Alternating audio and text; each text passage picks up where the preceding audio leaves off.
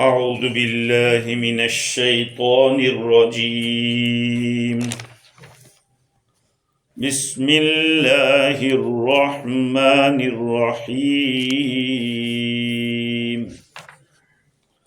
وإن تعدوا نعمة الله لا تحصوها إن الله لغفور رحيم. والله يعلم ما تسرون وما تعلنون والذين يدعون من دون الله لا يخلقون شيئا وهم يخلقون أموات غير أحياء وما يشعرون أيان يبعثون. إلهكم إله واحد فالذين لا يؤمنون بالآخرة قلوبهم منكرة وهم مستكبرون. صدق اللہ العظیم. بزرگوں، پیارے بھائیوں،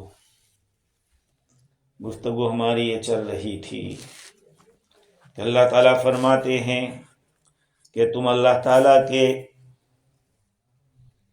کی نعمتوں کو شمار کرنا چاہو تو تم شمار نہیں کر سکتے. جب شمار نہیں کر سکتے تو اس کا حق بھی کیسے ادا کر پائیں گے؟ یعنی شکر بھی کہاں ادا کر پائیں گے؟ جب گن نہیں سکتے تو گننے کا حق کیسے ادا ہوگا؟ شکریہ ہے کیا؟ ایک شکریہ اللہ کا ہوتا ہے، ایک شکریہ بندے کا ہوتا ہے. یعنی بندہ خدا کا شکریہ کرتا ہے اور کبھی اللہ بندے کا شکریہ کرتا ہے. یہ دونوں لفظ استعمال میں آتے ہیں. ان اللہ غفور شکور، اللہ بھی شکر کرتا ہے، لیکن دونوں کا معنی الگ الگ ہے. جب بندہ اللہ تعالیٰ کا شکر کرتا ہے اس کا مطلب یہ ہے کہ اللہ تعالیٰ کی دی ہوئی نعمتوں کو اس جگہ پر استعمال کرتا ہے جہاں اس کی رضامندی ہوتی ہے، اللہ کی طاعت میں استعمال کرتا ہے. یہ ہے بندے کا اپنے رب کا شکریہ ادا کرنا. اور جو اللہ کی نافرمانی میں اللہ کی نعمتوں کو استعمال کرتا ہے وہ کفور ہے، وہ شاکر نہیں ہے، وہ کنود ہے، ناشکرا ہے. اور اللہ تعالیٰ بندے کا شکریہ ادا کرے کا مطلب کیا ہے؟ ان یصیب عبدہ الثواب الجزیل من العمل القلیل، بندے کے تھوڑے سے عمل کے اوپر خوب بدلہ دے. یہ اللہ تعالیٰ کا شکریہ ہے. تو یہاں پر اللہ تعالیٰ نے یہ بات بتلائی کہ وَإِن تَعُدُّوا نِعْمَةَ اللَّهِ لَا تُحْصُوهَا. جب اللہ تعالیٰ کی نعمتوں کا اوپر تذکرہ ہوا تو اب اللہ تعالیٰ فرماتے ہیں کہ اللہ تعالیٰ کی نعمتیں تو بے شمار ہیں. اتنی تفصیل ہے، اتنی تفصیل جس کو تم گننا چاہو نہیں ہو سکتا. ہاں، اس لیے کہ نعمتوں کے اندر نعمتیں چلی جاتی ہیں. اگر گننے جاؤ تو نعمت کے اندر الگ الگ قسم کی ایک ایک نعمت کے اندر کتنی کتنی نعمتیں چھپی ہوتی ہیں. اور مخلوق کی جو عقل ہے اس کا احاطہ نہیں کر سکتی، قاصر ہے. جب اس کے مبادی کو، بگننگ کو نہیں پا سکتا تو اینڈ کو کیسے پائے گا؟ اس کی غایت کو کیسے پائے گا؟ اس لیے کہ وہ اس کی تفصیل معلوم نہیں ہے. تو اصل میں بات یہ ہے کہ اگر ہم لوگ اللہ تعالیٰ کی نعمت کو جان لیں مکمل طور پہ تو پھر کچھ شکریہ ادا ہو، لیکن جان نہیں سکتے. گویا کہ یہ آیت یوں کہہ رہی ہے کہ تم لوگ شکر ادا کرنے کے سے قاصر ہو، عاجز ہو. تو اب سوال یہ ہے کہ عاجز ہے تو پھر حکم کیوں دیا؟ جب بندہ شکر ادا نہیں کر پاتا تو پھر اس کا حکم دینے کی کیا ضرورت تھی؟ تو اس کا جواب یہ ہے کہ بندہ اللہ تعالیٰ کا ساری نعمتوں پر اگر تفصیلی تو وہ تو نہیں کرے گا، تو اجمالی ہی شکر ادا کر دے، اور بندہ یہ سمجھ لے کہ میں شکر نہیں کر پا سکتا، یہی شکر ہو جائے گا اللہ تعالیٰ کا۔ اب سوال یہ ہوتا ہے، کیا کافروں کے اوپر اللہ کا انعام ہے کہ نہیں ہے؟ کچھ لوگوں نے یہ کہہ دیا کہ انعام نہیں ہے، حالانکہ یہاں جتنی نعمتوں کا تذکرہ کیا ان میں سب وہ لوگ استعمال کرتے ہیں۔ آسمان جیسے ایک ایمان والے کے لیے نعمت ہے، زمین ایمان والے کے لیے نعمت ہے، ایسے کافر کے لیے بھی نعمت ہے۔ جیسے ایک انسان کا وجود ایک ایمان والے کے لیے نعمت ہے، نہ ماننے والے کے لیے بھی نعمت ہے۔ ایسے ہی ساری چیزیں دیکھ لو جو اللہ تعالیٰ نے بتلائی، جانور بتلائے، کھانے پینے کی چیزیں بتائی، تو جیسے ایک مومن یوز کرتا ہے ایک نان بلیور بھی یوز کرتا ہے۔ اس لیے جیسے ایک مومن پر اللہ کے احسانات ہیں، انعامات ہیں، ایسے غیر مومن غیر مسلم کے اوپر بھی ہے۔ اللہ تعالیٰ کے کیا فرماتے ہیں؟ ان اللہ لغفور الرحیم۔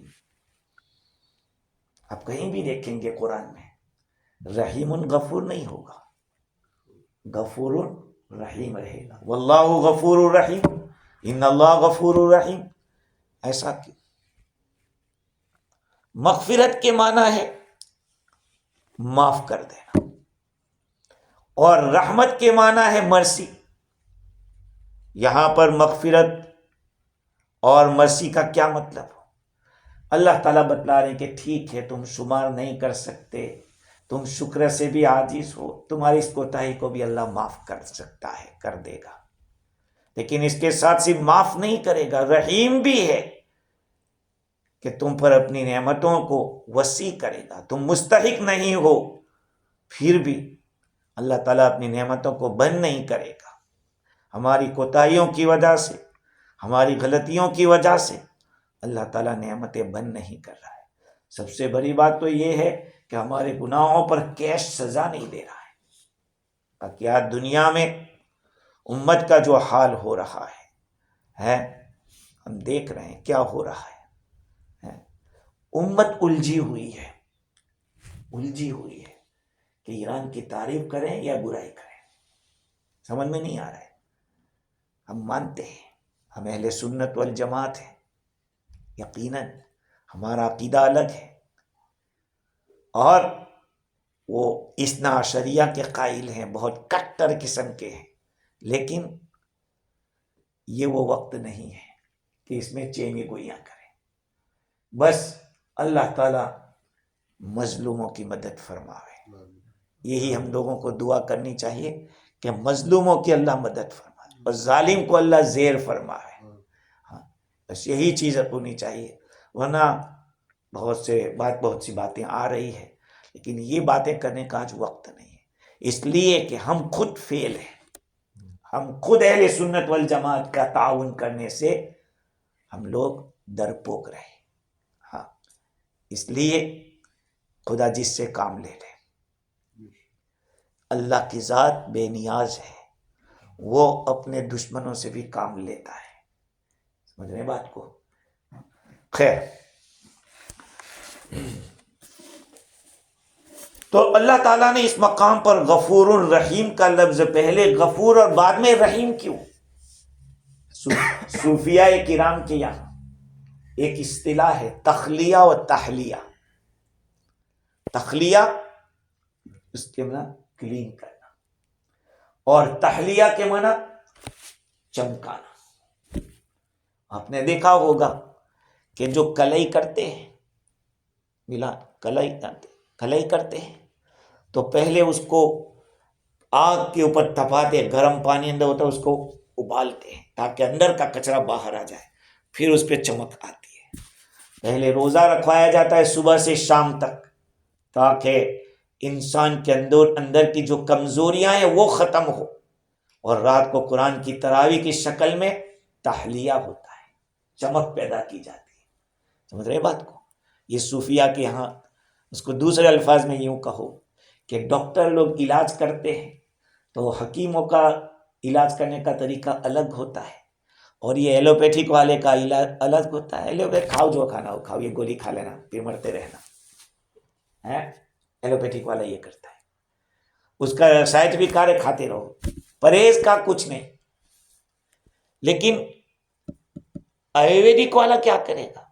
وہ بدن میں کمزوری، اس کے اندر فاسد مادہ کیا ہے، کہا اس کو پہلے نکال، اندر سے کچرا نکال، پھر اس کے بعد کہتے کہ اب ٹونک دو اس کو، اب طاقتور ہو جائے. کہا روزے میں بھی ایسا ہے، صبح سے شام تک بھوکا رکھ کے انسان کے نفس کو سیدھا کیا جاتا ہے، اور رات کو اللہ کے سامنے تراویح کی شکل میں کھڑا کر کے قرآن کی جو برکتیں ہیں، روحانیت ہے، نورانیت ہے، وہ دی جاتی ہے. یہ ہے تخلیہ اور تحلیہ.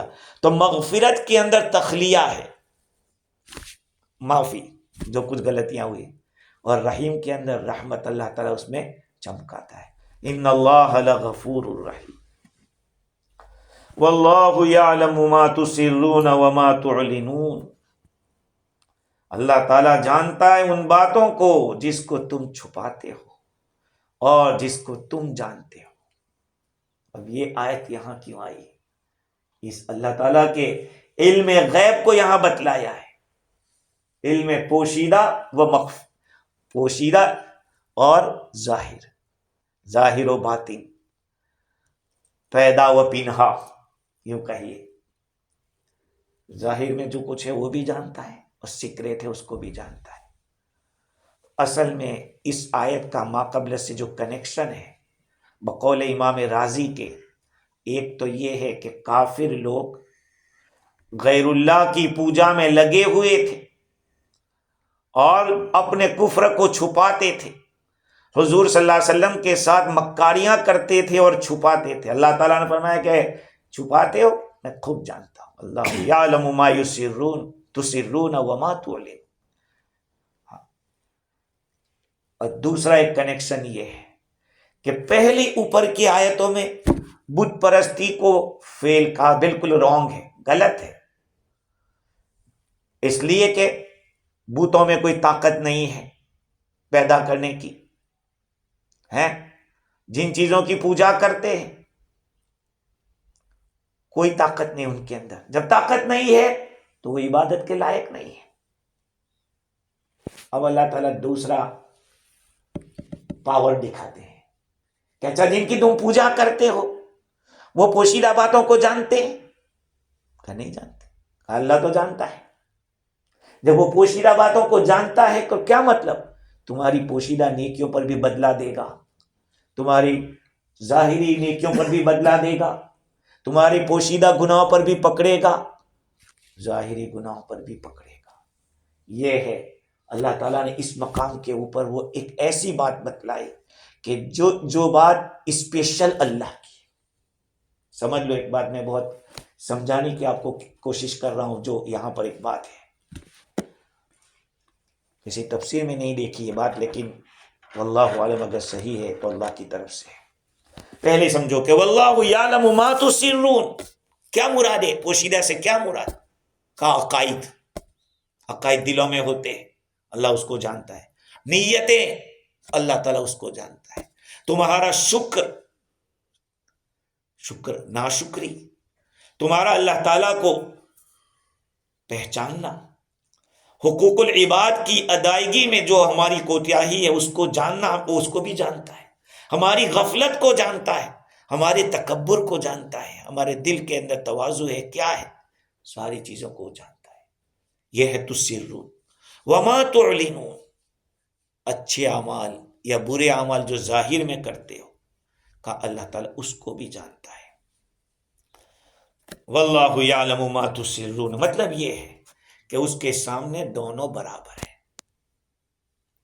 پوشیدہ بھی برابر اور کھلا بھی برابر. لیکن اللہ تعالیٰ نے پہلے بیان کیا تسرون، پوشیدہ کو، اس لیے کہ ظاہر کو جاننا کمال اتنا نہیں ہے جتنا کہ پوشیدہ کو جاننا کمال ہے. ہاں، پوشیدہ چیز کو جاننا جتنا کمال ہے. اب یہاں پہ میں وہ بات کہوں کہ جو لوگ حضور اکرم صلی اللہ علیہ وسلم کو علم غیب کا عقیدہ رکھتے ہیں، ان کو معلوم ہونا چاہیے کہ ظاہر و باطن کو جاننا تو خدا کا کام ہے، اس کے سوا نہ کوئی فرشتہ جان سکتا ہے، نہ کوئی نبی جان سکتا ہے۔ علم غیب صرف اللہ کی خصوصیت ہے۔ اب ظاہری بات ہے کہ جو یہ عقیدہ رکھتا ہو نبی اکرم صلی اللہ علیہ وسلم کے بارے میں کہ ان کے پاس بھی علم غیب تھا، تو پھر خدا کے ساتھ شریک کر دیا تو ہاں۔ اور قرآن مجید میں اس سے اوپن لفظوں میں اللہ تعالیٰ نے کیا فرمایا؟ قل لا يعلم من في السماوات والارض الغیب الا اللہ۔ نبی جی آپ بتلا دو، آسمان و زمین میں جو کوئی بھی ہے، میں کیا کروں، جو کوئی بھی ہے، جو کچھ بھی ہے نہیں بول رہا ہوں، ہاں من اور ماں کا فرق ہوتا ہے۔ آپ کو کہا جائے کہ من انت، ہو آر یو، ماں انت۔ اب جب آپ کو پوچھیں گے کہ ماں انت، تو آپ کہیں گے انا دکتور، انا طبیب ہے۔ اس چیز کو کہ ماں ہاذا، اس کو من ہاذا نہیں کہیں گے، یہ ماں ہاذا ہے۔ تو اللہ تعالیٰ نے قل لا يعلم من فی السماوات والارض، آسمان و زمین میں جو کوئی بھی ہے غیب کو نہیں جانتا، الا اللہ، اللہ کے سوا۔ اب اللہ کی زمین کے اندر نبی بھی تھے، جب قرآن اتر رہا تھا زمین پہ تھے نبی صلی اللہ علیہ وسلم، اور آسمان میں چاہے فرشتے ہیں اور انبیاء ہیں کہ غیب نہیں جانتے۔ اس آیت کریمہ میں ایک خصوصیت بتلائی کہ پوشیدہ اور ظاہری باتوں کا اچھی طرح سے جان لینا یہ اللہ تعالیٰ کی صفت ہے، اللہ کے سوا کوئی نہیں جانتا ہے۔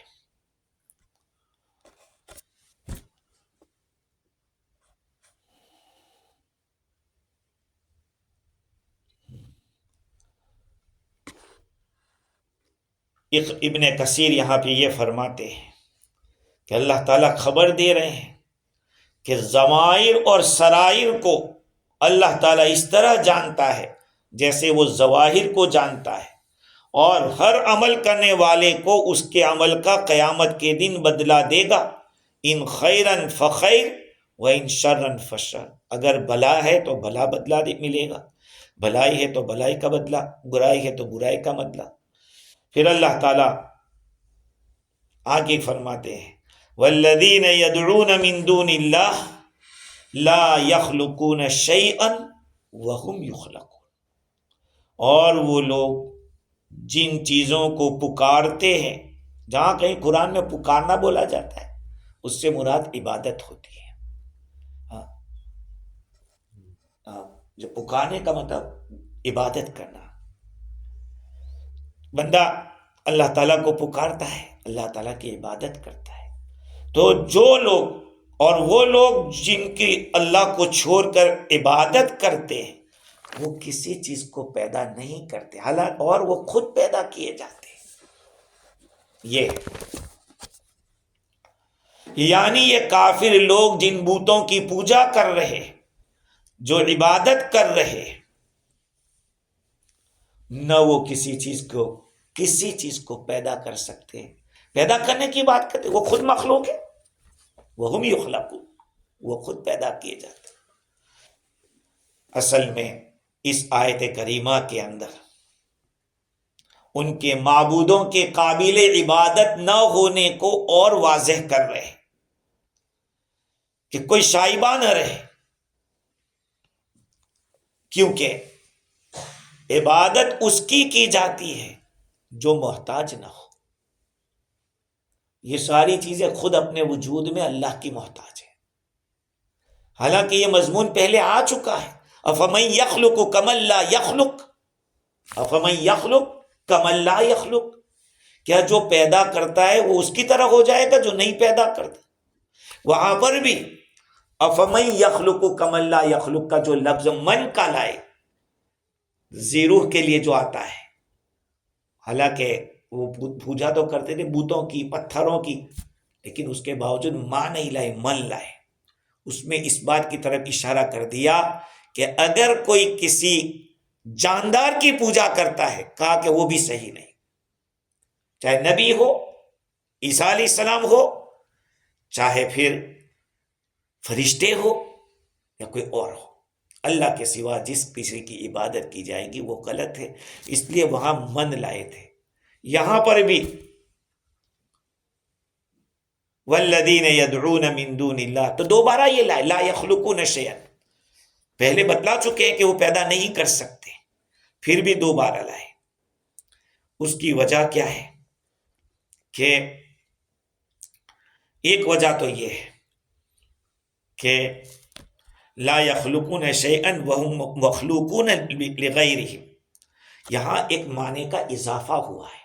وہاں یہ بات معلوم نہیں ہوئی تھی کہ وہ مخلوق ہے، یہاں یہ بتلا دیا کہ وہ مخلوق بھی ہے. اور مخلوق ہونا یہ کمزوری، جب کمزور ہے تو اس کی پوجا نہیں کی جا سکتی. پوجا تو طاقتور کی جاتی ہے. پوجا تو اب یہ کہ پوجا کے بھی الگ الگ طریقے ہوتے ہیں، سمجھ رہے ہیں کہ سجدہ کرنا ہی پوجا نہیں ہے. آج امریکہ کے سامنے جھکی ہوئی ہے پوری دنیا، جس میں صحیح عقیدہ والے بھی پھنسے ہوئے ہیں. جب ایک اللہ سے کنیکشن ٹوٹے گا تو پھر دوسرے کنیکشن پکڑنے پڑیں گے، اور آخر میں اس میں بھی ذلت اور رسوائی ہی ہوگی. ہاں، ایک ذات ایسی اللہ کی کہ جس کو پکڑنے والا خائب اور خاسر نہیں ہوتا ہے. باقی مخلوق تو مخلوق ہے، کب ہاتھ اونچے کر دے، اور مخلوق ایک حد میں تو فیل ہو جاتی ہے.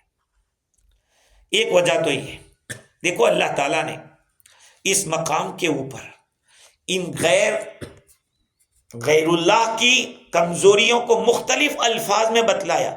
اموات، یہ تو مردہ ہے. غیر احیاء، وہ زندہ نہیں ہے. وما یشعرون ایان یبعثون، ان کو یہ بھی پتہ نہیں کہ کب اٹھائے جائیں گے. یہ ساری باتیں اللہ سبحانہ و تعالی ان معبودان باطلہ کی کمزوری کے طور پر بتلا رہے ہیں. بعض علماء نے یہ لکھا کہ اصل میں اوپر تشابہ کی نفی کی تھی کہ من یخلق کمن لا یخلق کی طرح نہیں ہوتا ہے، تو اب دوسری چیز کو بتلا رہے ہیں. پہلے بتایا نا کہ جو پیدا کرتا ہے وہ اس کی طرح نہیں ہو سکتا، جو پیدا نہیں کر سکتا اس کی نفی تھی. گویا کہ یوں کہا گیا کہ وہ کسی چیز کو پیدا نہیں کرتے اور کسی مخلوق کے ساتھ وہ شرکت بھی نہیں کر سکتے. جو پیدا کرتا ہے اس کے ساتھ شرکت بھی نہیں کر سکتے،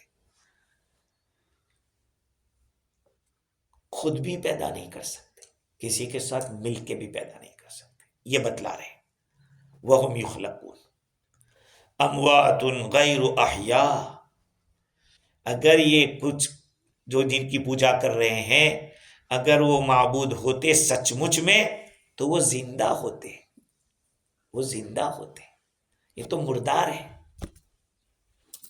اموات، بھائی جس کے اوپر موت آوے وہ کہاں معبود ہو سکتا ہے؟ آپ کہیں گے اس کو میت نہیں کہہ سکتے. بھائی جس میں روح نہ ہو میت، جس میں روح نہ ہو وہ میت، جس میں جان نہ ہو وہ میت ہے.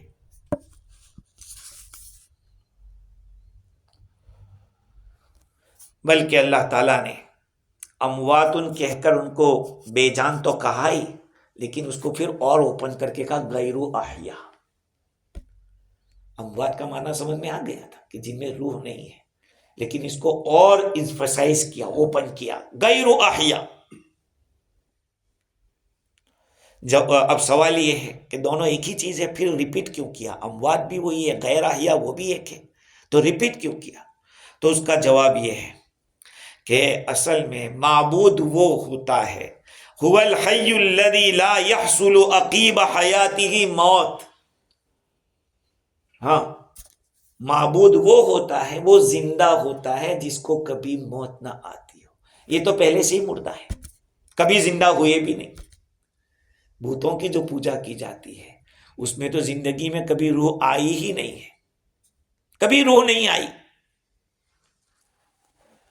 کیا اللہ تعالیٰ کا احسان مانے ہم لوگ، شکر کریں کہ اس ذات نے ان بتوں کی پوجا سے ہمیں محفوظ رکھا. ورنہ انسان تھوڑی عقل سے سوچے. آج ہندوستان کے اندر بہت سارے ہندو یہ کہنے پر مجبور ہو گئے کہ یار یہ کیسے خدا ہو سکتا ہے. وہ ایک بہت بڑا لوئر ہے یا سائنٹسٹ ہے، وہ کہتا ہے کہ بھئی گائے کی پوجا کیسے ہو سکتی ہے، وہ ماں کیسے ہو سکتی ہے، ہم پیدا ہوئے اپنی ماں سے، اس کو ماں کہے تو کیسے کہے، اور اس میں خدا، اس کو خدا ہم کیسے مانے. ایک ہندو یہ کہہ رہا تھا کہ تم مسلمانوں کو دیکھو کہ وہ کبھی کتنا بھی بڑا تمہارا کام کرے گا، وہ کوئی تمہارا کتنا بڑا کام کر دے گا، لیکن وہ اس کو خدا نہیں کہیں گے. کہا ہم ہندو ہیں کہ ڈاکٹر کو بھی بھگوان کہہ دیتے ہیں، ڈاکٹر کو بھی بھگوان کہہ دے، عورت اپنے شوہر کو بھی بھگوان کہہ دیتی ہے. اب سوچئے، یہ ان لوگوں کو لائٹ آ رہی ہے لیکن وہی کنیکشن ابھی صحیح نہیں ہو رہا ہے، ورنہ ان کے اندر یہ بات ہو گئی ہے. اور یہ کہنے پر مجبور کہ اب دنیا میں کوئی ہندو ہے ہی نہیں.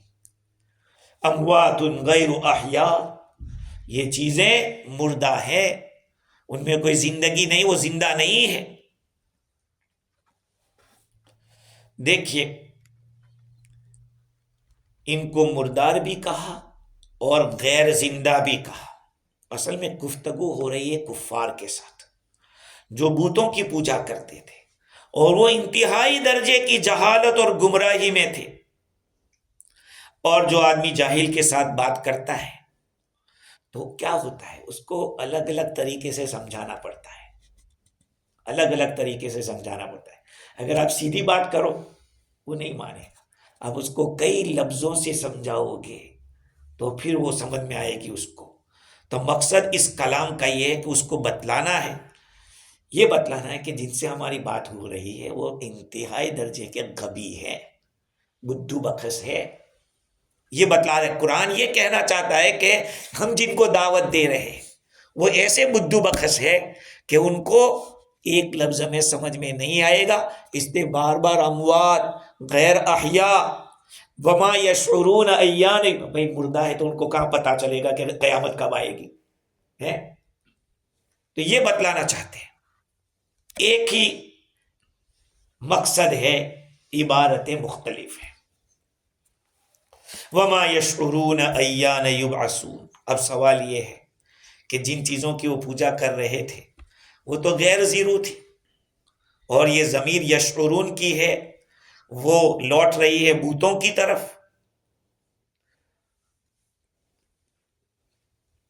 بعضوں نے کہا کہ یبعثون کی جو ضمیر ہے، اٹھائے جائیں گے، یہ بتوں کی پوجا کرنے والوں کی طرف لوٹائی جا رہی ہے. یعنی ان بتوں کو پتہ نہیں ہے کہ یہ کب اٹھائے جائیں گے. بت نہیں جانتے. بھئی جانتے نہیں تو پھر تمہارے اعمال کا بدلہ کب دیں گے، جس کو خود کو ہی پتہ نہیں ہے کہ ان کو کب اٹھایا جائے گا. اسی لیے ہندو لوگوں کا عقیدہ تو ریبرتھ والا ہے،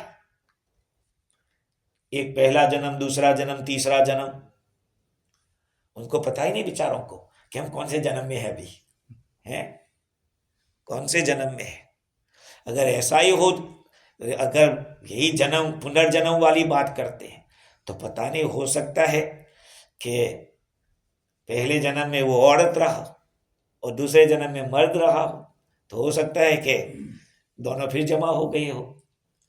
ہمارا عقیدہ تو ریبرٹ والا ہے ہی نہیں، الحمدللہ ون وے ہے، آئے جاؤ اب سیدھے آگے، ریٹن والی بات نہیں ہے. خیر، ایان یبعثون، کب یہ اٹھائے جائیں گے. امام علامہ آلوسی بغدادی رحمت اللہ علیہ نے لکھا ہے اس مقام کے اوپر کہ اللہ تعالیٰ نے وضاحت کے ساتھ بتلا دیا کہ یہ مخلوق ہیں، اور دوسری بات یہ ہے کہ ان میں زندگی نہیں ہے. مخلوق تو ثابت کر دیا تھا، لیکن زندہ ہے یا نہیں اس کو ثابت کر دیا اموات کے ذریعے۔ بعض مخلوق ایسی ہے کہ جن کی پوجا کی جاتی ہے وہ زندہ تھے، جیسے عیسیٰ علیہ السلام، اور بھی بہت سارے سنت پرش کو یہ لوگ پوجا کرتے ہیں۔ اللہ صحیح سمجھ دے، یہ لوگ تو شرمگاہ کی بھی پوجا کرتے ہیں، لنگ پوجا جس کو کہتے ہیں، شرمگاہ مطلب یہ ہے کہ جہاں سے فائدہ پہنچتا ہو وہ خدا، وہ سب سے بڑا فائدہ پہنچانے والا جو ہے اس کو ہی ماننے کے لیے مانتے تو ہیں اس کو بھی، لیکن اس کے ساتھ اس کو جیسے ماننا چاہے ویسے نہیں مانتے۔ گناہ کہتا ہے کہ مجھے مانو تو پھر کسی اور کو نہیں چلے گا۔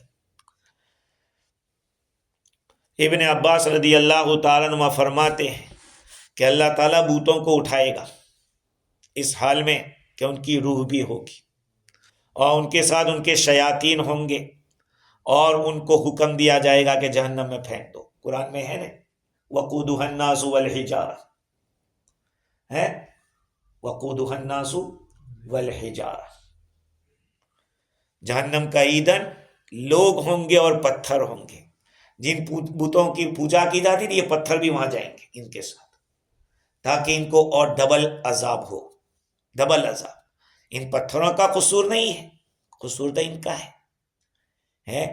اگر ان میں بھی عقل ہوتی تو وہ کہہ دیتے کہ بھائی یہاں کا سر ٹیکتے ہو، جس کو ٹیکنا ہے اس کو ٹیکو، ہم تو کچھ نہیں کر سکتے تمہارا، ہم کو اگر نالی میں بھی ڈالا ہوگے تو ہم وہاں سے نکل کے نہیں آ سکتے ہیں۔ یا اگر مکھی کچھ کچرا بھی پھینک دے گی یا کتا پیشاب بھی کرے گا ہم اس کو ہٹا نہیں پائیں گے، تو پھر کیوں یہاں مر رہے ہو؟ اگر ان کو بھی زبان دی جائے تو اللہ تعالیٰ ان کو بھی جہنم میں ڈالے گا، پتھروں کو، تاکہ ان کو دیکھ کر اور تکلیف ہو کہ یار ان کو پوچھتے رہے وہی ہمارے ساتھ ہے۔ شیطان بھی ہوگا، ہاں شیطان بھی ساتھ میں ہوگا، کیونکہ اسی نے ان کو دعوت دی تھی اس طرف۔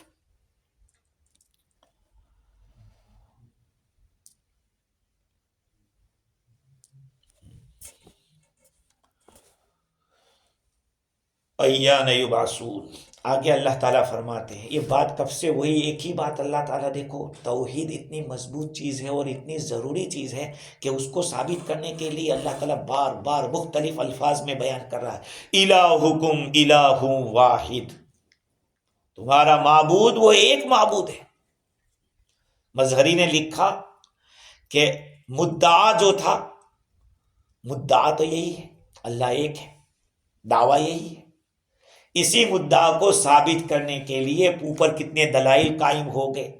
اب آخر میں مدعا لاتے ہیں الہکم الہ واحد۔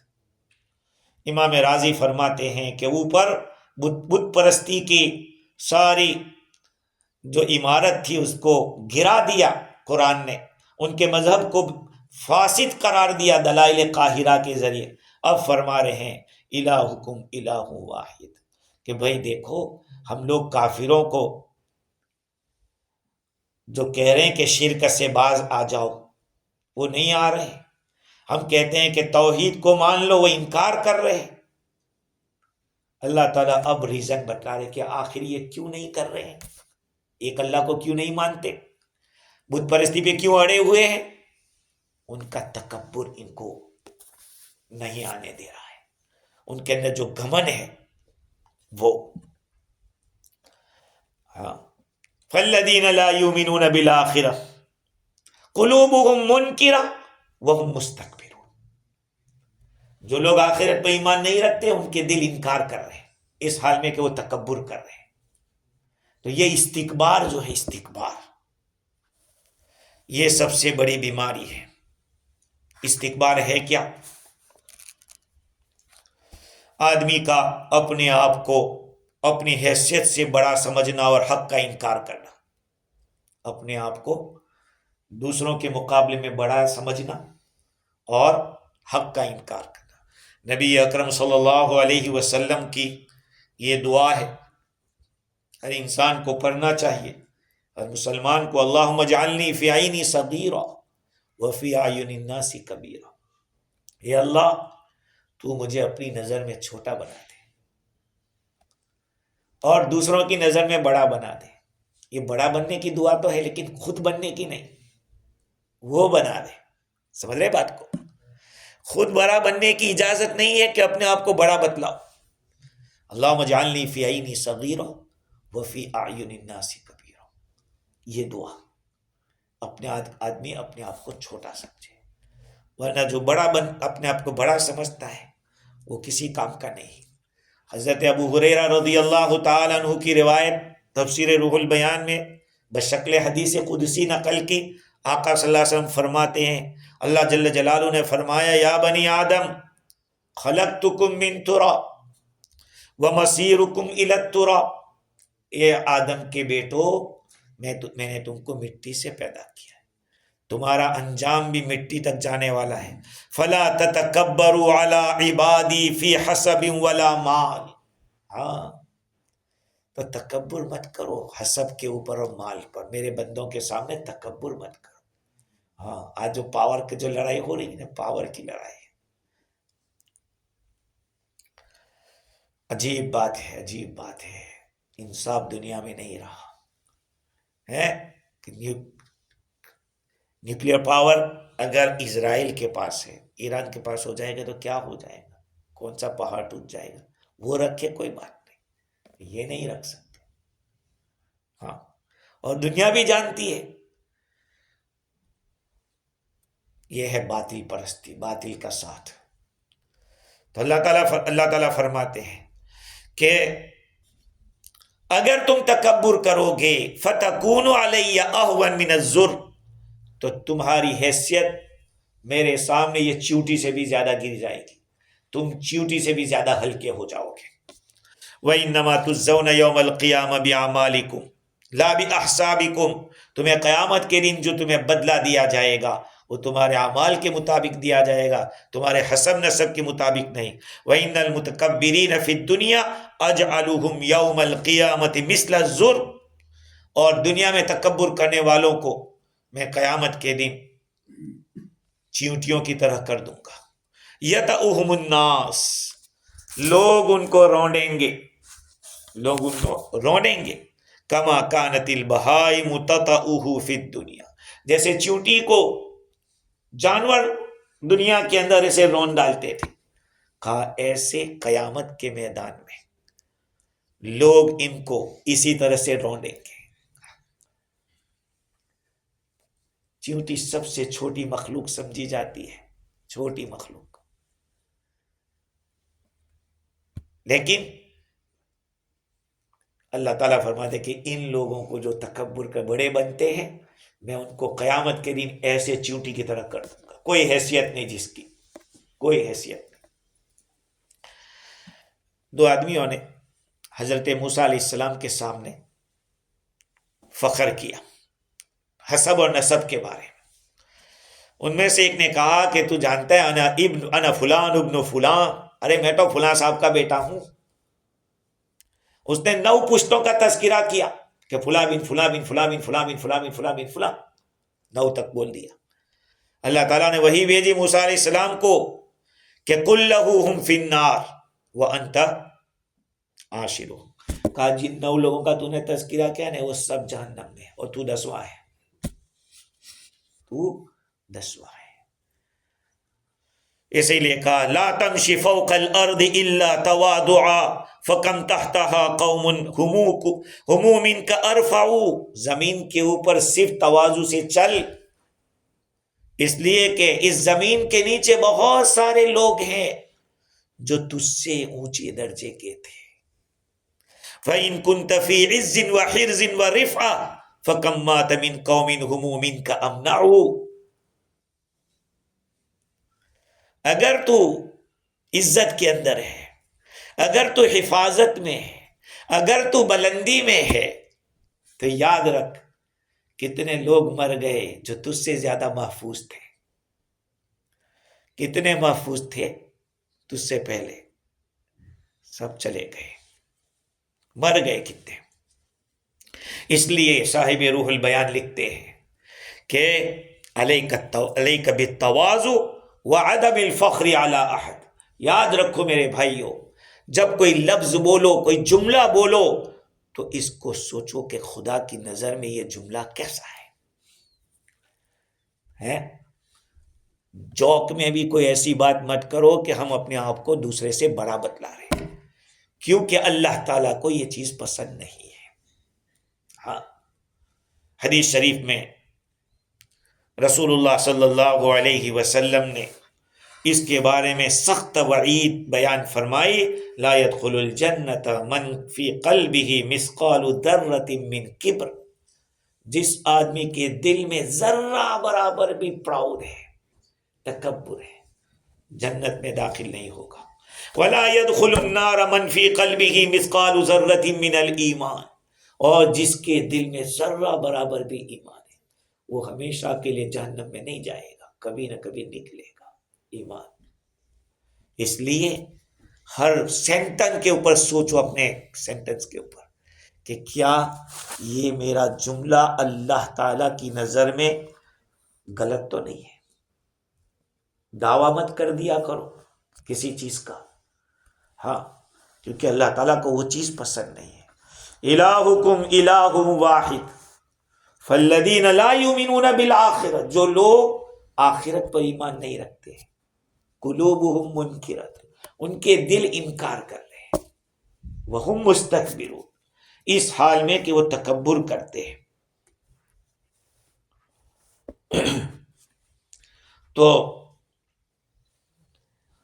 حاصل کلام یہ ہے کہ یہاں پہ مقابلہ ہوا ہے، تکبر کا ایمان کے ساتھ مقابلہ ہوا ہے۔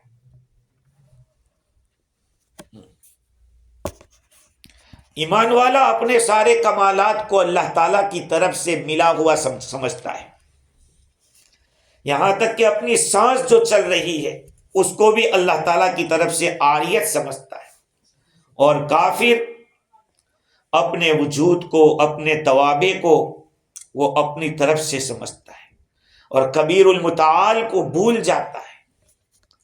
ہاں، آدمی بھاگ کے کہاں جائے گا، ہیں؟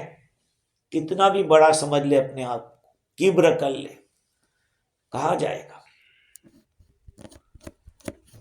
مٹا دے اپنی ہستی کو، گر کچھ مرتبہ چاہے، دانا خاک میں مل کر گلے گلزار ہوتا ہے۔ یہ ہے، اپنے آپ مٹانا پڑے گا۔ تو تکبر اور استکبار دو چیزیں الگ الگ ہیں، یہاں مستکبرین کہا ہے، متکبرین نہیں کہا۔ تکبر میں اور استکبار میں فرق ہے۔ تکبر ایک عام لفظ ہے، عام ہے،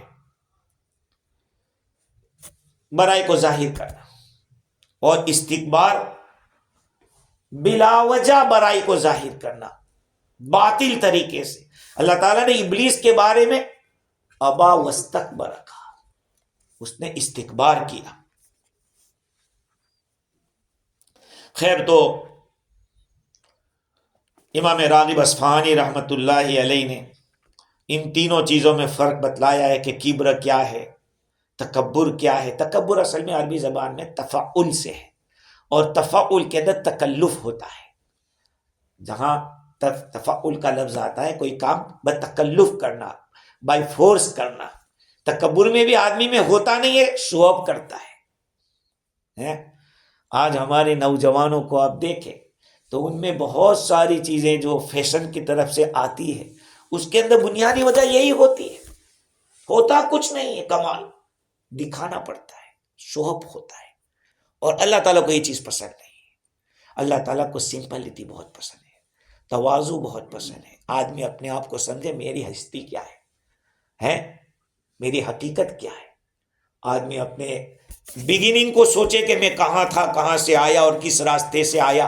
اگر یہی سوچ لے تو آدمی کے لیے کافی ہے۔ مزید گفتگو کل کریں گے۔ اللہ تعالیٰ مجھے بھی اور آپ کو بھی قرآن مجید کی صحیح سمجھ عطا فرمائے، اور موت تک اللہ تعالیٰ قرآن مجید سے وابستہ رکھے۔ وآخر دعوانا الحمدللہ۔